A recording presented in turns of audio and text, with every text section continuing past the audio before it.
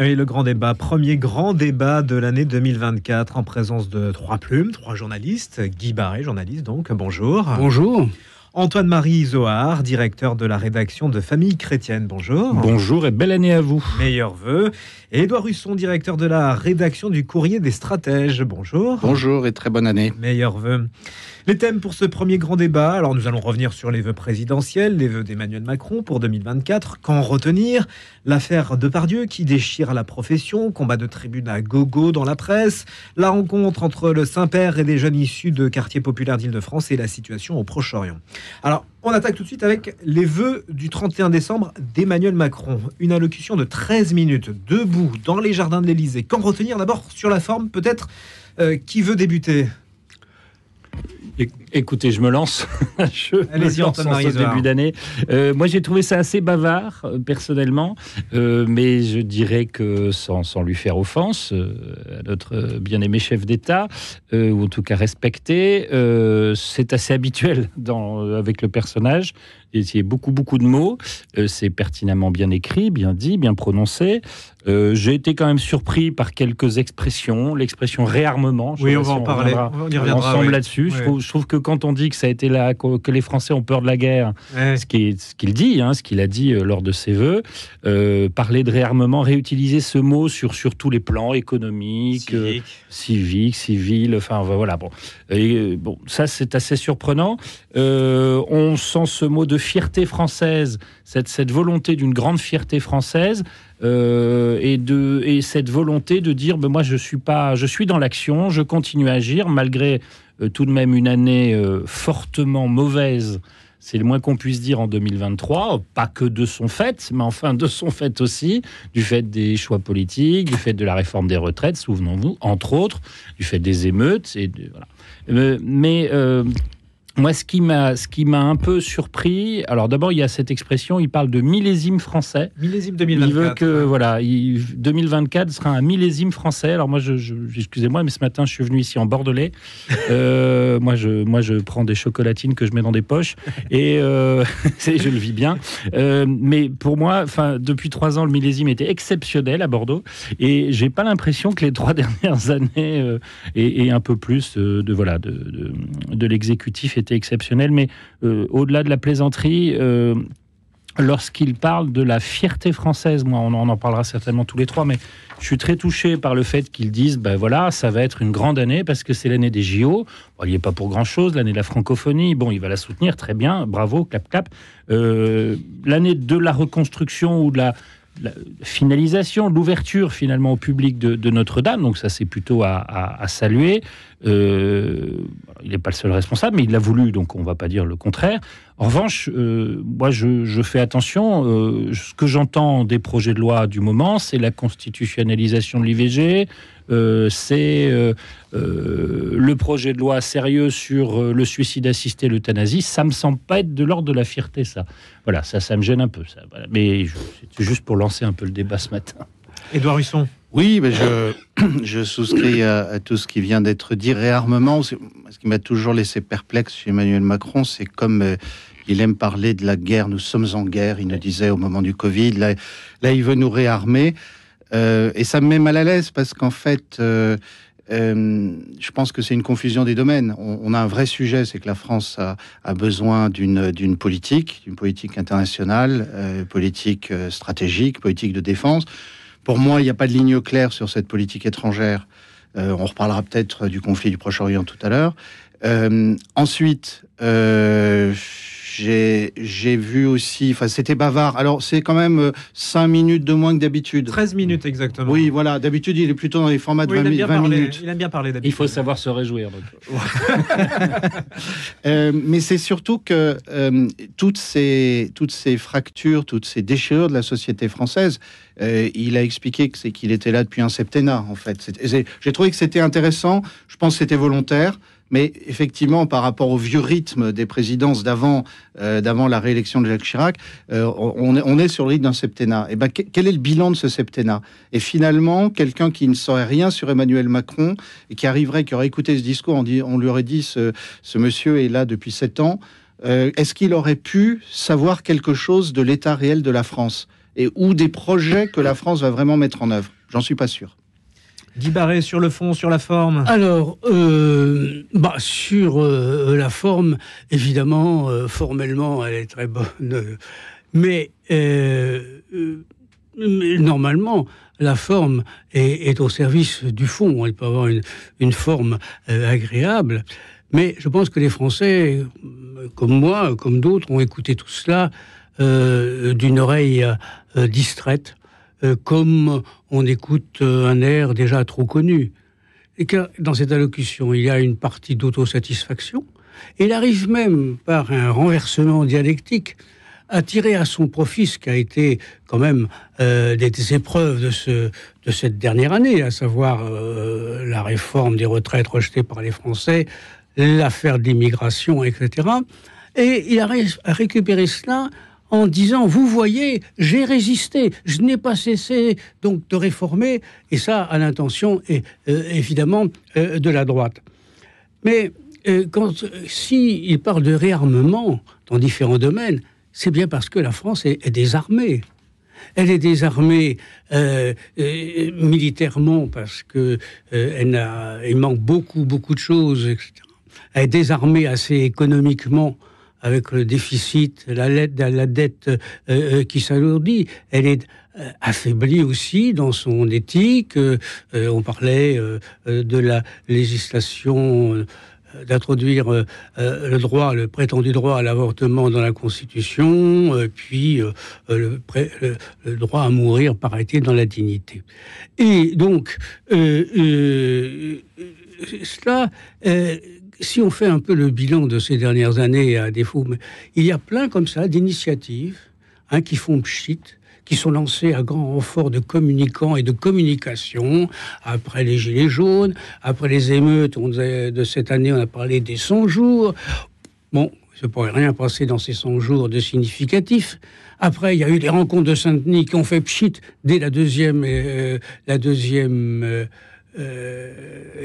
épisode, et là, il nous annonce le rendez-vous avec la nation, etc. Comme si un chef d'État n'avait pas rendez-vous quotidiennement avec la nation. Et pour les perspectives, pour le JO, bon, moi je veux bien qu'on parle de fierté française. On remarquera qu'il a parlé de la même expression presque à propos de Depardieu. Mais enfin bon. Oui.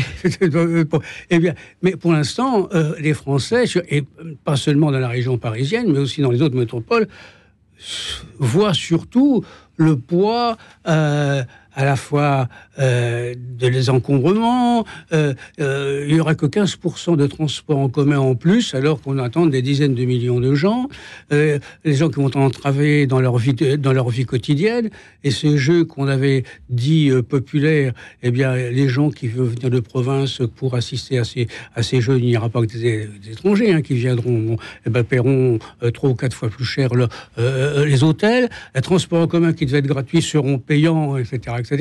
Alors, pour l'instant, peut-être que nous en tirerons une très grande fierté si c'est réussi et si nous voyons sous des tas de médailles d'or. Pour l'instant, on en voit surtout les inconvénients et le coût. Est-ce que vous l'avez senti combatif malgré les épreuves rencontrées par l'exécutif ces dernières semaines? 2024 sera une année de la détermination, de l'efficacité et des résultats. Les résultats n'ont pas vraiment été au rendez-vous en 2023. Non, mais ce qui est assez surprenant, mais je reprends 2 éléments qui ont été dits à la fois par Édouard Husson et par Guy Barret, c'est-à-dire que Édouard Husson disait on ne sait pas très bien si quelqu'un arrive là, il lit ce discours, il se demande un peu ce qui va se passer, ce qui s'est passé et ce qui va se passer. Moi, ce qui m'inquiète, c'est ce qui va se passer, ce qui m'intéresse maintenant, c'est ce qui va se passer, parce que je sais à peu près ce qui s'est passé en ce qui me concerne, et Guy Barret parlait de grand rendez-vous national. Effectivement, il y a cette histoire de grand rendez-vous, je vous donne rendez-vous, les termes, je crois, utilisés là dans le discours, c'est j'aurai l'occasion dans les semaines qui viennent de vous dire comment notre nation relèvera ces défis. Bon, voilà, ok, c'est bon. Alors, ça fait des semaines qu'on nous annonce un grand rendez-vous, un grand mouvement. Alors bon, il y a effectivement un mouvement de fond là qui est la rumeur du moment, qui est de savoir s'il y a un remaniement ministériel, bon, un changement de Premier ministre. Mais enfin, c'est pas ça qui fait un changement de cap définitif à l'heure actuelle. C'est-à-dire que soit. Donc, je sais, tout le monde s'interroge sur ce que prépare le président de la République.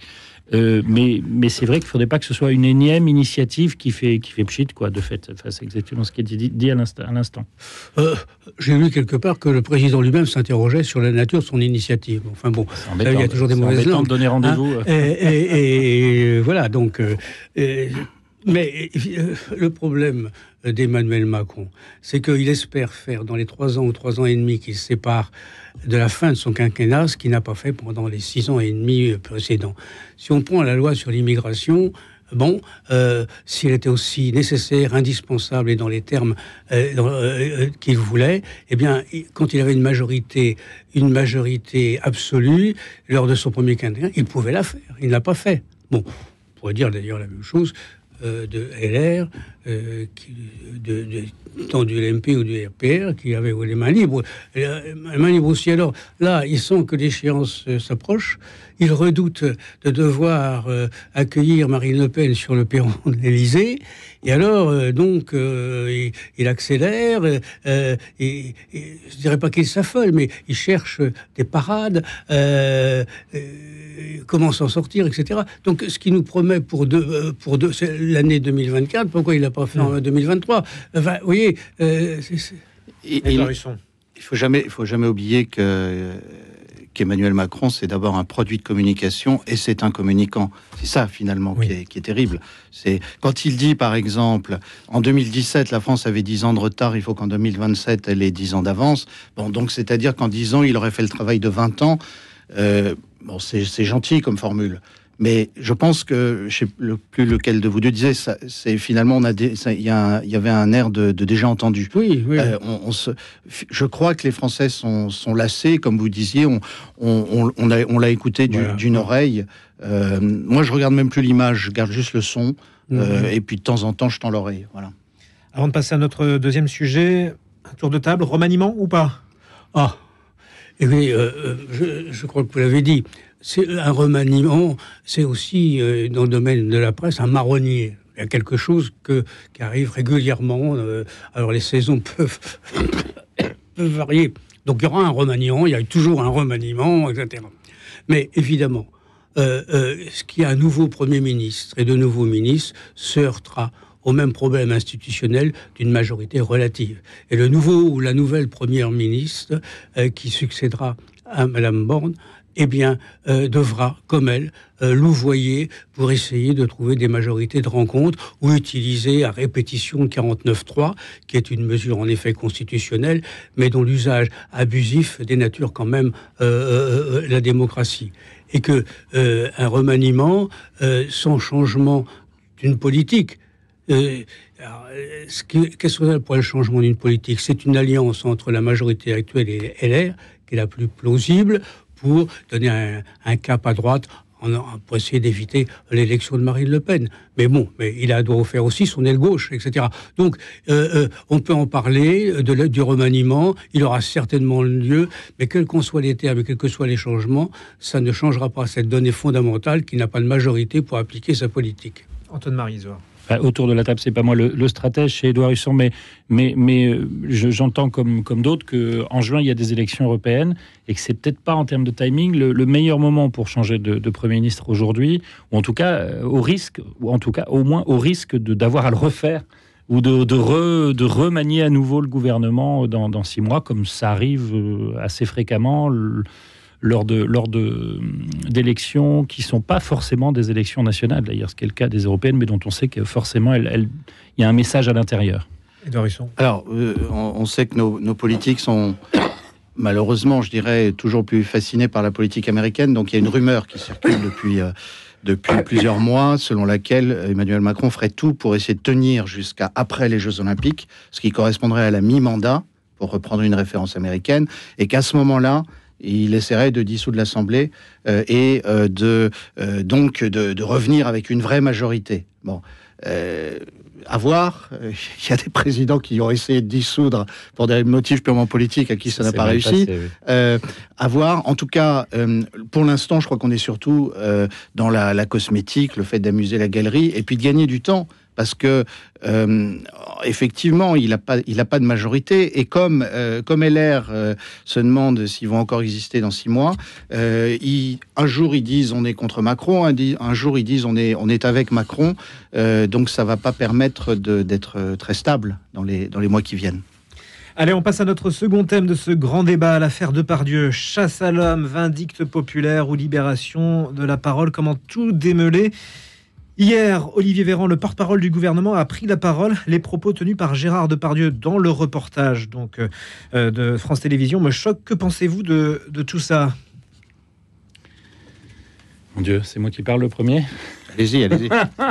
Écoutez, non, il n'y a pas lieu de rire de fait, mais non, ce qui est d'abord étonnant, parce que vous citez Olivier Véran, c'est une affaire qui date un peu déjà, parce que ça a commencé, entre guillemets, ça date même au-delà du fameux complément d'enquête de début décembre sur France 2, si je ne dis pas de bêtises, dans lequel ont été diffusées des images inédites d'un reportage en Corée du Nord, d'ailleurs, ça c'est déjà pas anodin, d'un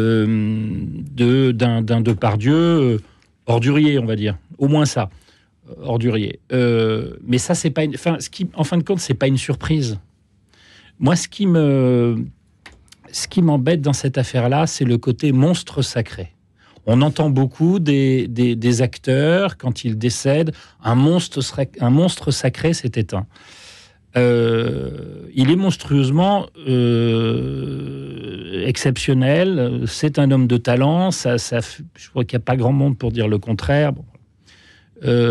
En revanche, c'est l'expression monstre sacré. C'est-à-dire qu'il serait interdit de dire quoi que ce soit. Au-delà des questions des tribunes dont on va certainement parler et qui sont effectivement ridicules, à certains égards ridicules, parce qu'il y en a l'une qui répond à l'autre, puis les gens qui se retirent, c'est assez grotesque. Moi, ce qui m'inquiète, c'est ce côté impossibilité de dire quoi que ce soit sur quiconque. Et en fait, je vais vous dire, c'est le mot sacré. Et je pense que ça a du sens sur cette antenne. Tout à fait. Moi, on a beaucoup travaillé à Famille Chrétienne, après d'autres et avec d'autres, sur la question des abus sexuels au sein même de notre Église. Et je fais, alors comparaison n'est pas raison, mais j'ai pensé en préparant cette émission et en regardant ce qui se passait autour de Depardieu, évidemment, il faut attention à ce que je vais dire, mais à tous ces prêtres qu'on avait parfois hissés sur des piédestals en se disant mais on peut rien dire. Donc je pense que une fois de plus, et ça sera, je pense qu'on sera tous d'accord là-dessus, il faut que la justice se fasse, il faut que la parole se libère sur des faits. Peut-être que ces faits n'ont pas à être totalement tous médiatisés. C'est aussi ça le souci. Mais évidemment, on est sur un homme qui est médiatique, éminemment médiatique. Mais c'est une surprise pour personne de qui était Gérard Depardieu, de qui est Gérard Depardieu dans le monde du spectacle. Tout le monde le connaît. C'est comme quand on découvre tout d'un coup qu'un politicien avait telle ou telle préférence, telle ou telle attitude. Il y a plein de choses qui surprennent peut-être le Français qui écoute peu les journaux, qui lit peu la presse. Mais dans Paris, il y a plein de choses qui se savent, qui ne se disent pas. Et je trouve ça assez terrible, en fait, tout d'un coup, de tomber des nues sur la personnalité de Gérard Depardieu. Il y a surtout des accusations réelles, une mise en examen. Il faut que la justice se fasse. Et il a aussi droit, d'ailleurs, à la présomption d'innocence. Et la présomption d'innocence, ça veut peut-être dire qu'il ne faut pas que l'emballement médiatique soit trop important. Sur le combat de tribune, Guy Barret ?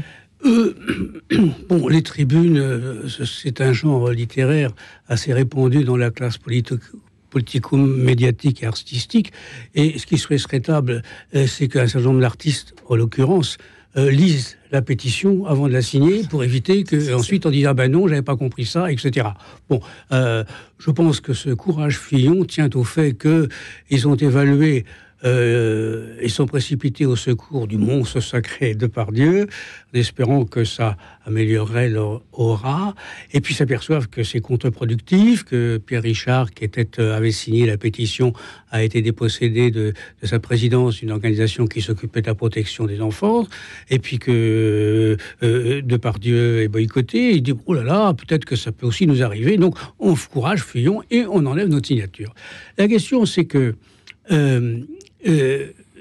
cette chasse aux sorcières, que sais-je encore, tient au fait aussi que, comme on dit, tout le monde savait pour Depardieu, et tout le monde se taisait, et les petites mains, si j'ose dire, qui étaient victimes de Depardieu sur un tournage, se taisaient, parce qu'entre Depardieu et elle, eh ben c'est elle dont la carrière serait sacrifiée. Alors tout le monde savait, personne ne disait, et maintenant, comme pour rattraper ce retard, cette omerta, ce silence, alors les mêmes en rajoutent. Dans la condamnation, dans la fulmination, etc. Mais ça n'est pas propre là à Depardieu. On savait pour Gabriel Maznev, on savait pour Patrick Poivre d'Arvor, qui bénéficie toujours de la présomption d'innocence, etc. Et puis, mais tout le monde se taisait. Alors, je suis d'accord. Il faut que la justice se passe. Le problème, c'est quand la justice passe et que la justice dit que ces personnes-là sont innocentes et qu'il n'y a pas de poursuite, eh bien, comment dirais-je, charivari médiatique ou l'empêchement d'exercer son métier continue. Je donne deux exemples. Harry Habitant, comique, humoriste, acteur, a été accusé de viol, mis en examen, etc. Il a été relaxé. Enfin, il y a eu un non-lieu. Ça a fait 3 lignes dans la presse. Et il continue de ramer pour trouver des contrats.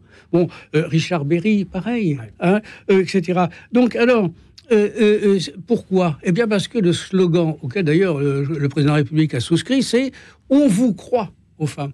Et si la justice dit « Ben non, on ne peut pas croire parce que… » Peu importe ce que dit, on vous croit. C'est-à-dire que la justice médiatique continue alors même que la justice pénale a absous celui qui était livré à la vindicte. Alors, derrière, si vous voulez aussi, c'est une vieille question de cours. En philosophie, dans ma jeunesse, faut-il distinguer l'homme de l'œuvre ? Oui. Alors voilà, on dit ça se portait pour la littérature. On savait que Monterland est pédophile comme André Gide, mais c'est pas pour ça qu'on va brûler la Reine morte, qui est un excellent, etc. Vous voyez. Édouard Husson. Oui, je crois que la réflexion sur le monstre sacré, on peut la pousser plus loin. Bon, Gérard Depardieu a certes 75 ans, mais il est toujours vivant. Autrefois, quand la société croyait en un au-delà, en général, c'est après la mort qu'on faisait l'inventaire et il arrivait que des statues soient déboulonnées. Aujourd'hui, c'est du vivant, parce que je crois qu'on est dans une société qui, malheureusement, majoritairement, ne croit plus dans un au-delà. Et donc, on décide de se venger des idoles dans lesquels on a cru de leur vivant s'il le faut. Ensuite, je souscris à tout ce qui a été dit. Alors, je dirais d'autant plus que moi, personnellement, j'ai jamais aimé l'acteur Depardieu. Je m'en suis jamais caché, j'ai jamais compris ce qu'on lui trouvait. Mais ça m'a toujours fait prendre conscience du fait qu'il y avait une projection sur lui. On l'a adoré, aujourd'hui on veut le brûler. Ce que je dis ne change rien à l'important, c'est qu'il faut que la justice fasse son travail, et je me garderai bien de parler des faits que je ne connais pas, j'ai pas vu le dossier, donc que la justice fasse son travail. Dernière remarque peut-être, sans être pathétique, il me semble qu'il y a des souffrances énormes au Proche-Orient ou ailleurs, et je suis quand même assez choqué de voir ce petit monde parisien s'étriper sur des tribunes au moment où des enfants meurent à Gaza. Bon, je n'en dis pas plus parce que je risquerais de faire dans le pathos. Guy Barré, Antoine-Marie Isoard, Édouard Husson se retrouvent juste après le point sur l'actualité de Vincent Roussel qui arrive dans quelques instants pour la suite de ce grand débat. Bruno Courtois, directeur général de Radio Notre-Dame. Chers amis, au nom de toute l'équipe de Radio Notre-Dame, je vous adresse mes meilleurs vœux pour cette nouvelle année. Je forme le vœu que sa singularité continue de vous éclairer au quotidien. Je souhaite aussi que nous puissions poursuivre nos synergies avec le réseau RCF pour être encore plus forts ensemble en 2024. Merci à tous pour votre soutien en fin d'année qui montre la solidité de votre engagement à nos côtés. Et si vous n'avez pas encore envoyé votre chèque daté de décembre, il vous reste encore quelques jours pour le poster au 6 boulevard Algarquinet à Paris dans le 14e. Un grand merci à tous et bonne année à l'écoute de nos programmes.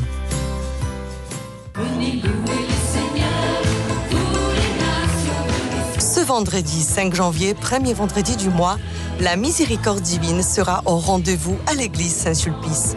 Ne manquez pas ce grand rendez-vous du mois pour confier au Seigneur la nouvelle année et prier pour la paix dans le monde. 18h45, messe, puis l'adoration du Saint-Sacrement. Renseignements 01 45 03 17 60. À l'approche du week-end, apprendre à bien s'occuper de son jardin par des méthodes qui prennent soin de la planète et de ses jardiniers, c'est ce que vous propose Melchior Gormand. Prenez-en de la graine, une émission de RCF en codiffusion avec Radio Notre-Dame tous les vendredis à 10h. Une belle matinée à l'écoute de Radio Notre-Dame. Nous sommes le vendredi 5 janvier. La matinée se poursuit. La suite du grand débat arrive dans quelques instants. Dans l'immédiat, il est 8h. On retrouve Vincent Roussel pour faire un point complet sur l'actualité du jour.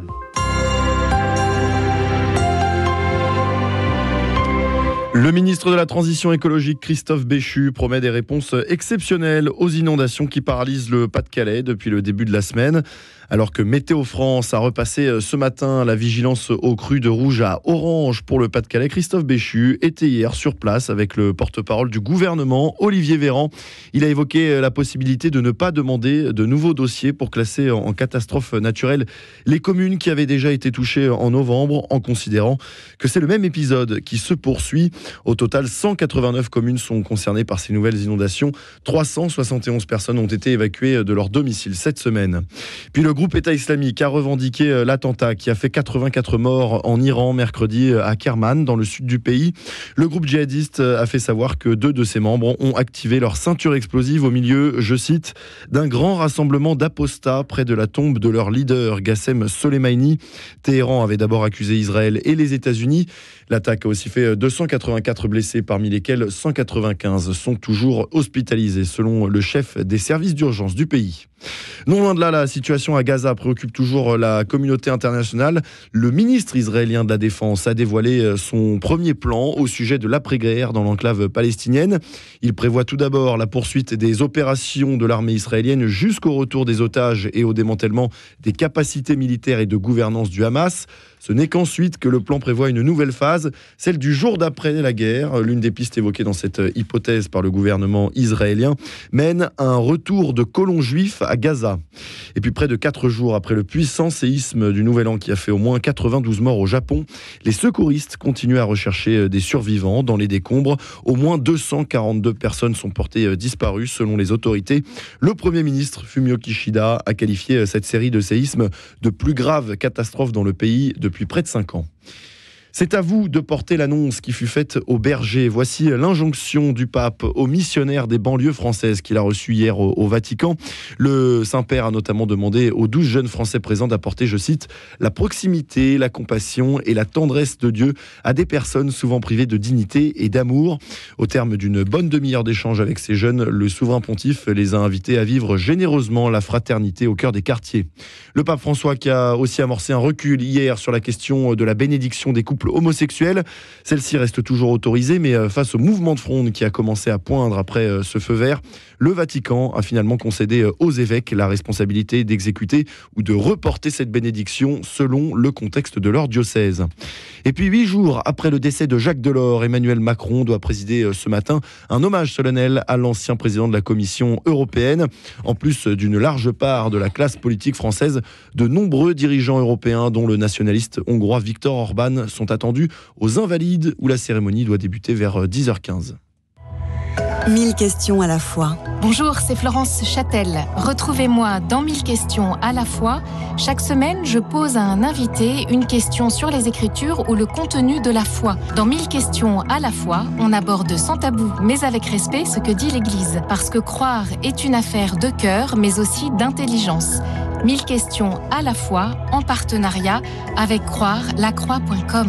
1000 questions à la fois avec Florence Châtel, chaque samedi à 8h30 et le dimanche à 19h45. Bruno Courtois, directeur général de Radio Notre-Dame. Vous avez peut-être déjà pensé à organiser votre succession. Sachez que vous pouvez décider de donner une partie, même symbolique, de votre patrimoine à Radio Notre-Dame pour lui donner les moyens de perdurer et réduire vos droits de succession. N'hésitez pas à nous contacter pour en parler en appelant le 01 56 56 44 77. Léguez à la radio un geste fort pour transmettre votre foi. De ses tout débuts à son extrême fin, la vie ne cesse d'être interrogée. présenté par Frédéric Mounier et Sophie de Villeneuve, en partenariat avec le Centre Sèvres. Où va la vie pose chaque semaine les questions éthiques dues à l'évolution de la science et de la loi. Où va la vie ? Une émission de RCF en codiffusion avec Radio Notre-Dame. Chaque jeudi à 21h30 et le vendredi à 20h. Le grand débat. Le grand débat. Simon Tatro. La suite du grand débat en présence de nos 3 experts, nos 3 plumes, Guy Barré, journaliste, Antoine-Marie Izoard, directeur de la rédaction de Famille Chrétienne, et Édouard Husson, directeur de la rédaction du Courrier des Stratèges. 12 jeunes issus de quartiers populaires d'Île-de-France ont rencontré le pape François hier au Vatican afin d'échanger sur leur vision de l'Évangile. Bonne initiative a priori. Oui, si je peux répondre en premier. Il y a quelque chose qui m'a frappé dans l'événement. On a vu finalement peu de photos ou d'images, mais ce qui m'a frappé dans l'événement, c'est que la figure du pape reste quelque chose d'au-dessus du reste. Au fond, si le président de la République française reçoit des jeunes, il va y avoir le phénomène d'usure qu'on évoquait tout à l'heure. Là, on sentait dans la manière dont ces jeunes gens se sont préparés qu'il y avait quelque chose d'extraordinaire. Et d'ailleurs, ce qui a été dit a permis de prendre du recul. Alors, peut-être que les exégètes ont sursauté quand il a comparé la crèche et une banlieue, mais il n'empêche que ça donne à réfléchir. Et moi, ce qui m'a paru extrêmement important, c'est que ça permet éventuellement de sortir de ce climat de confrontation et de défiance qui a marqué le mois de juin de l'année dernière maintenant. Voilà, donc effectivement, alors ça donne à réfléchir aussi sur la figure pontificale. Tout à l'heure, dans votre journal, on évoquait un recul sur un autre texte, enfin un texte publié par le Saint-Père. Il ne faut pas galvauder la figure du pape qui reste une autorité dans le monde actuel. Et c'est ce que l'événement d'hier a bien montré. Vous l'avez dit, les jeunes des cités ont été décriés au mois de juin dernier.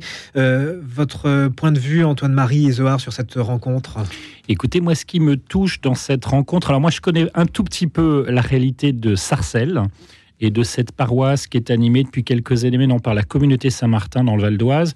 Et dont je pense qu'elle ferait pas mal de jaloux. Alors, il faut pas trop mettre les projecteurs sur telle ou telle paroisse, mais c'est vrai que c'est assez touchant ce que font ces jeunes. Et moi, ça me marque, et je pense que le pape a eu écho de ça. Enfin, c'est pas je pense, c'est je sais que le pape a eu écho de cela par le nonce apostolique, Monseigneur Migliori, qui lui a dit, mais il faudrait recevoir ces jeunes qui, justement, viennent pour reprendre ce qu'a dit Édouard Husson tout à l'instant, c'est-à-dire qui viennent finalement répondre à ce qui s'est passé l'été dernier dans les banlieues, et eux ont été marqués par ça en se disant, mais c'est pas possible que ça continue ainsi. Il faut mettre de l'espérance, il faut apporter de la transcendance, et ça, je pense que c'est pas anodin. De la part de ces jeunes et de pouvoir en témoigner au pape. Le pape, vous savez, parle souvent des périphéries. Il est très attentif. Moi, je suis très prudent quand j'entends le pape n'aime pas la France.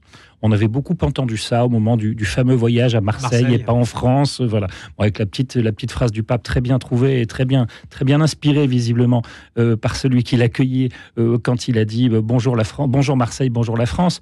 Mais au-delà de ça, voilà, je crois vraiment que le pape est très attentif à ce qui peut se passer, en particulier en France, dans certains domaines, que les domaines de la solidarité. Le pape est très attentif et il reçoit souvent, ou il rencontre souvent des gens de Fratello, par exemple, qui est un mouvement qui est né en France, auprès des plus pauvres, de Lazare, du village de François. Enfin voilà, tout ça, il y a une même inspiration.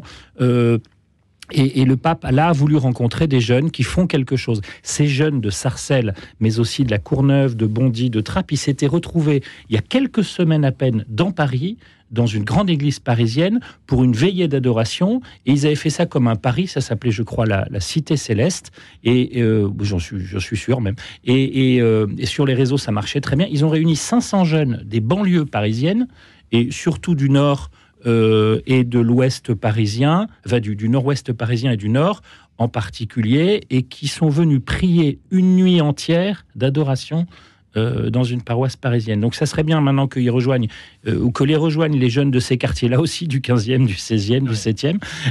Et c'est ce que j'ai entendu de la part de l'un ou l'autre des organisateurs ou de ceux qui les accompagnent. Mais c'est extrêmement beau, donc il se passe des choses. C'est pour ça que je disais qu'on pouvait être jaloux dans nos paroisses, parfois, de ce qui s'y passe, et beaucoup plus que d'être jaloux, de s'en réjouir et de rendre grâce qu'il se passe vraiment des choses dans ces banlieues, au moment où on peut se dire, finalement, plus personne n'a la religion, c'est fini. Non, il y a vraiment des jeunes qui ont la foi. Alors, ce sont des jeunes blacks, souvent, des jeunes issus de familles issues de l'immigration ou des îles, et c'est très touchant, très, très, très, très touchant. Guy Barret. Il existe, ces jeunes sont en lien avec la fraternité missionnaire des cités. Il y avait la fraternité missionnaire pour la ville, qui existe toujours, qui étaient des prêtres du diocèse de Paris qui sont envoyés dans les villes de banlieue. Là, des cités, c'est-à-dire que ces zones, c'est ce que les politiques appellent les quartiers, et qui ont pour caractéristique une grande diversité ethnique, des arrière-fonds culturels très différents, ce qui rend difficile pour les prêtres d'avoir des pastorales adaptées ou une inculturation quasi individuelle, et ils sont très isolés, et il y a donc tous ces laïcs, ces jeunes qui leur viennent en aide. Et dans ces banlieues, il y a effectivement des Africains, enfin des gens d'origine africaine, les Antilles, du Maghreb, etc. Et il y a surtout la présence forte de l'islam et, on l'oublie trop souvent, des évangéliques. Par exemple, à Saint-Denis, la plus grande église évangélique, il y a 2000, 3000 personnes et 3 cultes par jour, c'est à Saint-Denis et dans d'autres banlieues. Et la confrontation, ou du moins l'émulation ou la concurrence, n'est pas entre l'Église catholique et l'islam, ou l'Église catholique et les évangéliques, mais entre les musulmans et les évangéliques pour conquérir ces gens-là. Et c'est que ces jeunes-là prennent en main l'évangélisation, le témoignage. Il n'est pas sûr que dans ce contexte musulman évangélique, le fait de bénir un couple homosexuel facilite l'évangélisation. Mais c'est vrai qu'il faut se féliciter de tous ces jeunes, mais il ne faut jamais pas oublier que ce qui fait fonctionner les paroisses au quotidien, dans les œuvres, dans la catéchèse, ce sont des personnes souvent retraitées. Qui tiennent les paroisses, qui reçoivent, etc. Donc c'est très bien qu'il faille encourager les jeunes, ne serait-ce que pour renouveler les générations de croyants. Mais n'oublions pas la parabole des 2 fils, qu'on appelle en France la parole du fils prodigue, mais qui en réalité la parole des 2 fils. Il y a évidemment le fils prodigue, et le pape a raison d'aller ramasser, conquérir les prodigues sur les routes du monde. Mais il y a aussi le fils aîné qui rouspète un petit peu, beaucoup en ce moment d'ailleurs. Et qu'est-ce que dit le père de la parabole à cela? Mais toi, tu es toujours mon enfant. Tout ce qui est à moi est à toi, tu es mon fils bien-aimé. Alors on aimerait aussi qu'au Vatican et ailleurs, eh bien, de temps en temps, on dise à ceux que les divorcés non remariés, les homosexuels catholiques, mais qui ne demandent pas une bénédiction pour leur union, à ceux-là, on leur dise, tu es aussi mon enfant, mon fils bien-aimé. Voilà. Édouard Husson, et après je vous citerai des réactions des jeunes des cités qui, après la rencontre avec le... Juste très brièvement, allez-y. Je pense que ce qui s'est passé en juin dernier en France, les émeutes, c'est une crise du sens, c'est le symptôme de l'effondrement éducatif de notre pays. Et il me semble que le christianisme est l'une des grandes réponses face à tout cela. Et je dirais que le témoignage des chrétiens, et on sait le travail fait par les évangéliques aussi, le témoignage des chrétiens, catholiques ou évangéliques, c'est une double réponse. Face à l'islam, je ne crois pas que la vieille laïcité républicaine, comme elle est vécue aujourd'hui, ait des chances, franchement. Et deuxièmement, face au nihilisme de ces jeunes qui sont allés piller des magasins, là aussi, le christianisme a une réponse pour donner un sens à leur vie. Et je crois que ce qui s'est passé, l'événement d'hier, après tout, on parlait tout à l'heure de l'affaire Depardieu, on était tous d'accord pour dire beaucoup de bruit et attendons que la justice ait fait son travail, mais évitons d'en faire tout un plat médiatique. Eh bien, je crois que l'événement hier de la rencontre entre le pape et les jeunes aurait dû être beaucoup plus médiatisé si on voulait donner un sens à la communauté nationale française. Justement, ça va un peu dans votre sens. Face au souverain pontife, les jeunes paroissiens ont évoqué un sujet qui leur tient à cœur et qui fait partie d'eux, la religion dans les cités et les périphéries. Ce qu'on avait à lui dire, c'est que l'Église est universelle, elle est aussi dans les banlieues. Nous sommes là et nous sommes bien présents. Et moi, je vis dans le Val d'Oise. Je l'ai déjà dit ici autour de ce micro, tout près de ces cités. Et effectivement, je pense que c'est... Oui, une fois de plus, je me réjouis qu'ils aient pu aller voir le pape pour lui raconter ce qu'ils vivent. Parce que d'abord, c'est important que le pape aussi, dont Édouard Husson rappelait qu'il est le chef de l'Église, qu'on lui doit... qu'il a une aura particulière et que c'est important que le pape entende ce qui se passe pour de vrai. Moi, je suis marqué par les catéchumènes de nos paroisses de banlieue qui sont là de plus en plus nombreux chaque année. Depuis la pandémie de Covid, les chiffres sont incroyables. Depuis qu'on a pu, je dirais, retourner à l'église correctement et dignement et tous les dimanches et voir un peu plus. Et c'est vrai on remarque là, de façon impressionnante, le nombre des catéchumènes, un nombre de catéchumènes exponentiel. Et souvent, ils sont issus de l'immigration ou d'Afrique, voilà. Et c'est vrai que c'est très touchant et c'est pour moi un grand signe d'espérance. Édouard Husson ? Oui, je souscris absolument à ce qui vient d'être dit. Je crois que le grand danger pour la France d'aujourd'hui, reprenons la formule qui était celle de Gérard Collomb, on est côte à côte et un jour on sera face à face. Bon, voilà. Et je pense qu'en fait on est déjà dans le face à face à beaucoup d'endroits. Et or, regardons les choses en face. Il y a un certain nombre de jeunes gens qui sont les héritiers de familles qu'on a fait venir, premièrement. Deuxièmement, il y a une jeunesse qui, dans toutes ces classes sociales, parce que c'est pas simplement en banlieue, a été sacrifiée sur le plan éducatif par un certain nombre de réformes scolaires accumulées qui ne faisaient pas de sens. Et on a la question de l'avenir de la France. Et face à ça, je crois qu'il faut donner du sens, il faut retrouver du sens, parce que le nihilisme dont je parlais pour les banlieues, il est répandu aussi dans les plus hautes classes de la société. On voit beaucoup de jeunes qui sont totalement désaxés, quand on voit l'usage de la drogue, donc tout ça, il faut le regarder en face. Et de ce point de vue-là, est-ce que nous sommes capables un jour de retrouver ce sens de l'universel, de l'intégration sociale, et n'ayons pas peur de le dire, de l'assimilation à la nation? Il me semble que ce qui s'est passé hier entre le pape et ces jeunes catholiques de banlieue, c'est une petite pierre sur la route que nous devons prendre. On représente les jeunes de cité, mais aussi de l'Église, c'est ce qu'ils ont dit, Guy Barret. Oui, et ce qui est vrai, c'est que il y a de plus en plus de jeunes qui veulent se faire baptiser, donc qui suivent une catéchèse, mais aussi d'adultes. Et au moment où le nombre d'enfants, il y a encore dans les années 60, 90% des Français étaient baptisés, des baptisés catholiques, il n'y en a plus que 30%, donc voilà. Mais le nombre, tous les ans, régulièrement, le nombre de baptêmes d'adultes, donc parmi eux de jeunes, augmente.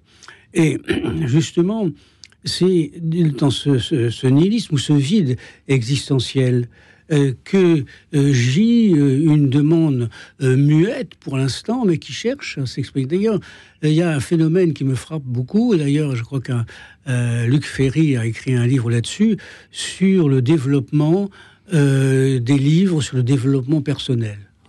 Où on donne des recettes pour être bien dans sa peau avec différents types de thérapies. Bon, alors ça peut, moi je veux pas dénigrer ce genre de littérature, ça peut être effectivement utile pour donner un coup de pouce dans un passage difficile de son existence, mais je crois aussi que ça trahit une quête de sens. on est mal dans sa peau pour des tas de raisons, effectivement, mais aussi on est mal dans sa peau parce que on n'a pas le sens de la vie, le sens du travail, et que bien à un moment ou à un autre, la vacuité de ces livres, de ces petites recettes rémunératrices pour leurs auteurs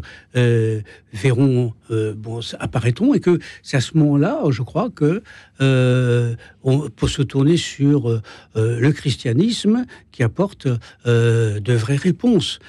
Mais il ne faut pas oublier aussi que parmi tous ces jeunes, il y a beaucoup qui deviennent catholiques, qui suivent une catéchèse, se font baptiser, mais il y en a aussi, mais en proportion plus importante, qui deviennent musulmans. Et que les musulmans, pour des tas de raisons, et qui semblent plus séducteurs. Et il y a un phénomène aussi de masse. Vous savez, quand vous avez dans une école, j'ai raconté, je crois ici, une fois.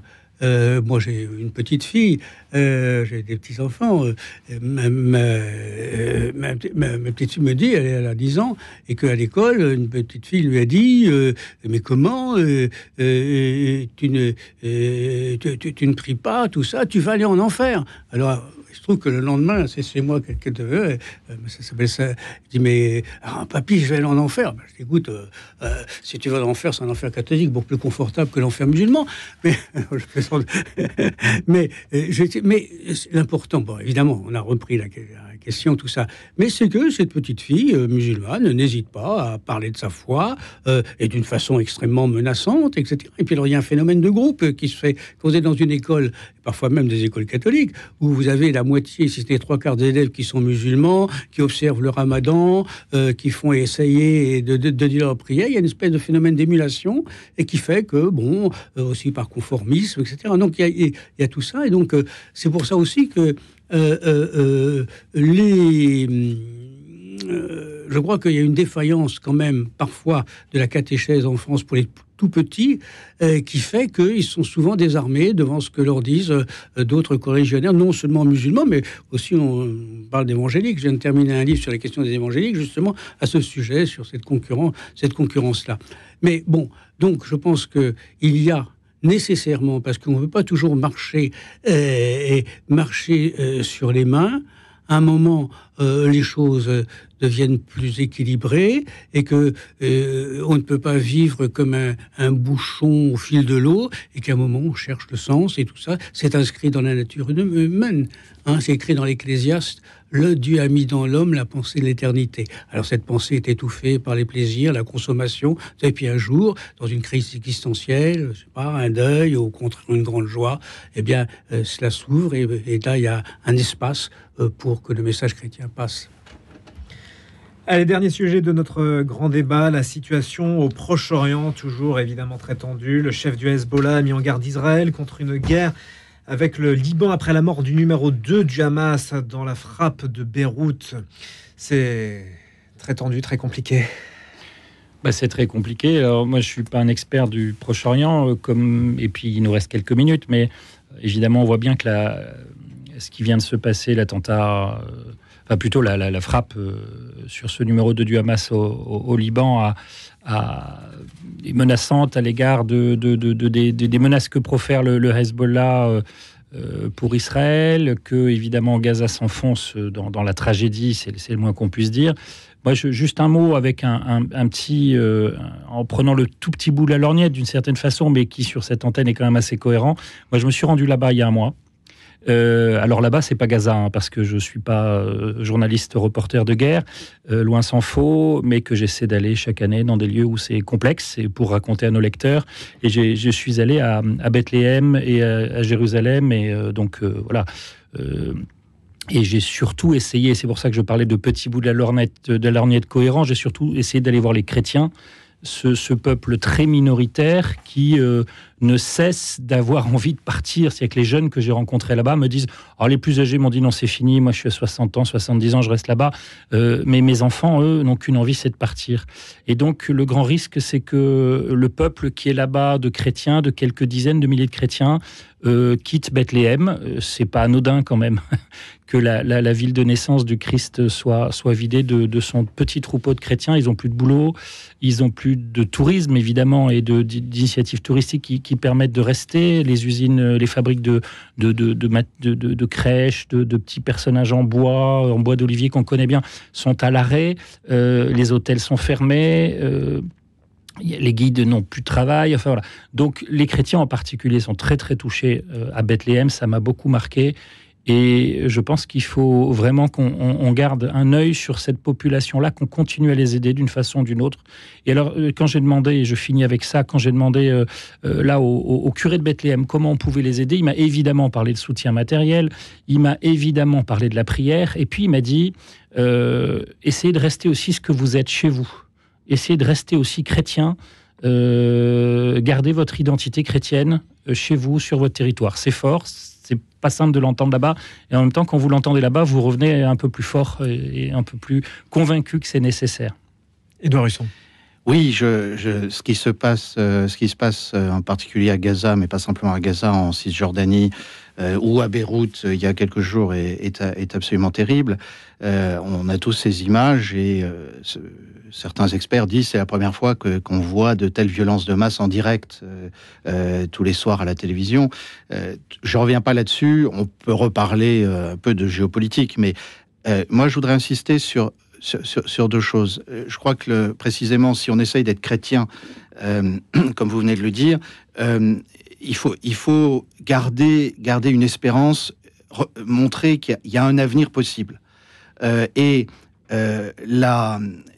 crois d'abord, il y a une réalité très simple, et ça, il y a aussi un examen de conscience à faire en Europe occidentale, et sans doute aussi en Amérique du Nord. Les résolutions internationales, les résolutions du Conseil de sécurité de l'ONU n'ont pas été respectées pendant des décennies. Et Israël a des droits, mais Israël a des devoirs aussi. Et ça, je dirais, ce que je dis, c'est simplement l'enseignement des papes, ou l'enseignement, c'est peut-être fort puisqu'il s'agit de politique étrangère, c'est les discours des papes sur le Proche-Orient depuis les années 60, depuis Paul VI, en passant par Jean-Paul II et François aujourd'hui. Bon, ça, c'est la première chose. Donc, tant qu'on ne reviendra pas au droit international, et la légitimité des uns et des autres, elle ne peut s'appuyer que sur les résolutions du Conseil de sécurité des Nations Unies, on ne pourra pas trouver de solution. Première chose. La deuxième chose, et je trouve que le témoignage d'Antoine-Marie Izard est très fort sur Bethléem. La deuxième chose, moi je suis très mal à l'aise de constater que nos gouvernants européens, je sais bien qu'aujourd'hui l'Europe n'est plus un continent très chrétien, mais enfin c'est quand même nos racines, c'est notre histoire, et nos gouvernants européens ne parlent quasiment jamais des chrétiens pris dans ce conflit. Or, il y a eu des chrétiens tués à Gaza, et pas par les musulmans, pardonnez-moi de le dire. Il y a ces chrétiens qui ont envie de partir, et les chrétiens qui vivent en Israël. Il y a les chrétiens du Liban, qui devraient être si chers à notre cœur et que malheureusement nos gouvernants ne citent quasiment jamais. Et je crois que si nous prenons comme fil directeur la défense des intérêts des chrétiens, qui est forcément une défense pacifique d'ailleurs, des intérêts des chrétiens dans cette région du monde, à ce moment-là, nous allons découvrir quelque chose de très simple. Et je reviens à cette notion du face-à-face. Oui, si on laisse juifs et musulmans face à face, alors là, on va vers la catastrophe. S'il y a des chrétiens, aussi minoritaires soient-ils, ça permet d'introduire le tiers observant, le tiers médiateur peut-être un jour. Et pour nous, ça devrait être le fil directeur. Et moi, on a juste un peu écorché Emmanuel Macron de façon assez légitime au début de cette émission. Juste un mot pour dire quand même qu'il faut lui rendre hommage de cette démarche. À Noël, Emmanuel Macron choisit d'appeler le patriarche de Jérusalem, le cardinal Pierre-Baptiste Pizzabal. Et c'est vrai qu'il y a eu un bel échange de ce qui nous a été raconté. Et je pense que c'était important que Emmanuel Macron, à ce moment-là, pense quand même, il faut le dire, sur cette antenne, aux chrétiens de Palestine.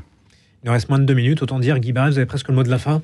Le mot de la fin, je souscris à ce qui est dit, et l'essentiel, c'est savoir que il faut rester dans l'espérance, non pas l'espoir humain, terrestre. À vue humaine, un seul territoire pour 2 peuples, c'est la guerre de 100 ans, ou presque. Mais l'espérance surnaturelle, savoir que tout est dans les mains de la Providence, mais que est entre nos mains aussi, c'est Saint Paul ou Saint Pierre qui dit qu'il nous faut hâter le jour de Dieu pour la pargousie. Et ben nous pouvons hâter le jour aussi de la paix au Proche-Orient par la prière, la solidarité avec les chrétiens. Mais c'est une espérance surnaturelle en ce temps que c'est une prière légitime et que Dieu peut certainement écouter, mais selon son propre calendrier. Un mot à ajouter peut-être pour finir Moi je dirais juste que ce qu'un prêtre syriaque m'a dit sur place à Bethléem il y a quelques semaines, c'est nous sommes importants sur cette terre, pour revenir exactement sur ce qui a été dit à l'instant, parce que nous croyons à la paix, parce que nous croyons que c'est possible. Et pour ça, il faut que nous restions. Donc c'est pour ça qu'il faut qu'on prie pour eux et qu'on reste les yeux tournés vers les chrétiens de ce territoire, le tout petit troupeau des chrétiens de ce territoire. Et voilà, c'était le premier grand débat de l'année 2024. C'était en compagnie de Guy Barret, journaliste, Antoine-Marie Izoard, directeur de la rédaction de Famille Chrétienne, Édouard Husson, directeur de la rédaction du Courrier des Stratèges. Merci à tous les trois d'avoir été avec nous.